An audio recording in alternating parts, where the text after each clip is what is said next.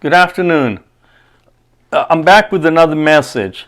Today, I'm going to be talking about words of wisdom.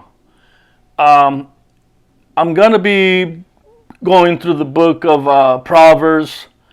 I did my research on that book. As you may all know, Solomon is the one that wrote the book of Proverbs. Solomon, the son of David, King David. Solomon would later on become a king himself and rule for many years. He begins in chapter 1 by saying, the fear of the Lord is the beginning of knowledge, but fools despise wisdom and discipline. Well, Solomon is saying that a lot of people that have no sense of direction in life don't want wisdom. They despise it. But wisdom is everything. If we look for it, as he later on tells us in chapter 3, one of my favorite chapters of the book of Proverbs, Solomon does a great job. Solomon existed hundreds of years before the coming of Christ, and if we use his words today's date, they're still very useful. They're still very helpful in our daily life as we walk, our daily life with Christ and at our jobs, whatever it is that you do. If we employ these words from Solomon, they're very, they can take us a long way. Let me read a little bit of chapter 2.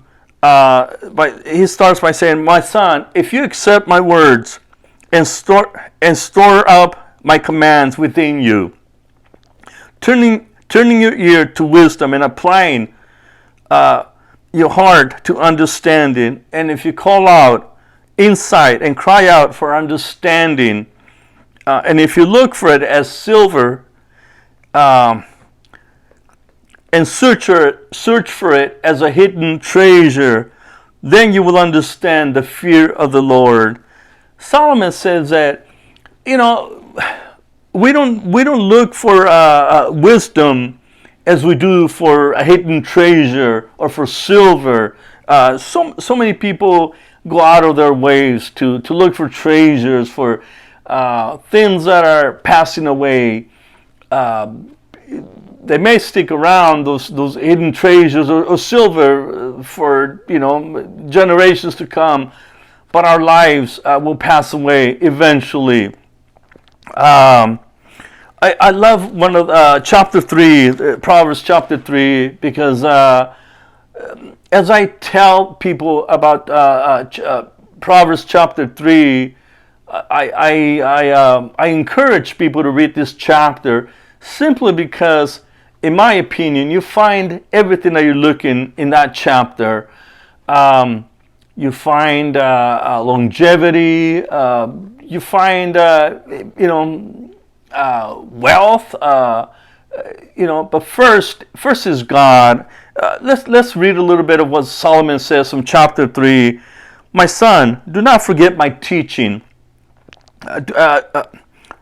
but keep my commands in your heart, for they will prolong your life many years." Who doesn't want to live a long life? Everybody does. I think we all do. It doesn't matter what religion you are. That doesn't matter. They will prolong your life many years and bring you prosperity. Who doesn't want to prosper? Who doesn't want to be prosperous? I think we all do, in one way or another. We all want the best things of life, the best things that life has to offer. Well, Solomon says, if we, it says, do not forget his teaching and keep his commands, for they will bring you longevity and prosperity to your life. If we do that, let love and faithfulness never leave you. Have love. Be faithful to whatever you do. Be faithful to God. in my opinion, God is the giver of life. God has planted us here on planet Earth. God allows us to breathe, to inhale, exhale, and therefore, if we're faithful to God, He will be faithful to us. Let's move on. He says, "Let love and faithfulness never leave you. Bind them around your neck. Write them on the tablet of your heart. Then you will win favor and a good name in the sight of God and man." Who does not want a good name? Reputation is very important to many people. There are people that are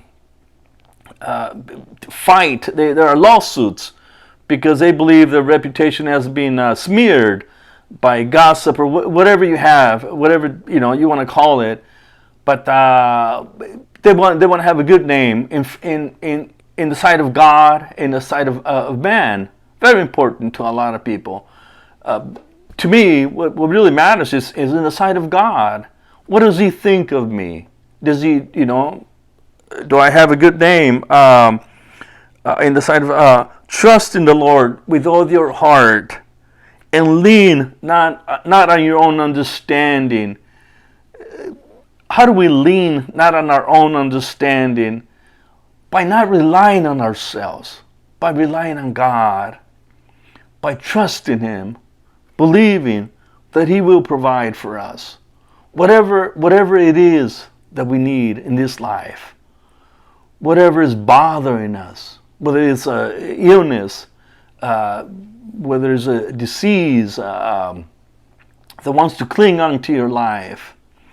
So let's trust Him. Let's trust God. In all your ways, acknowledge Him. Let's acknowledge Him, and He will make your paths straight.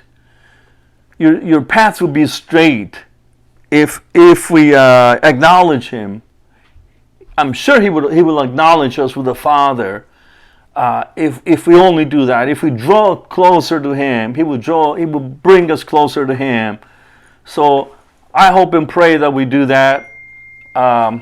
Until next time, we'll see you with the next episode of Words of Wisdom. Goodbye for now.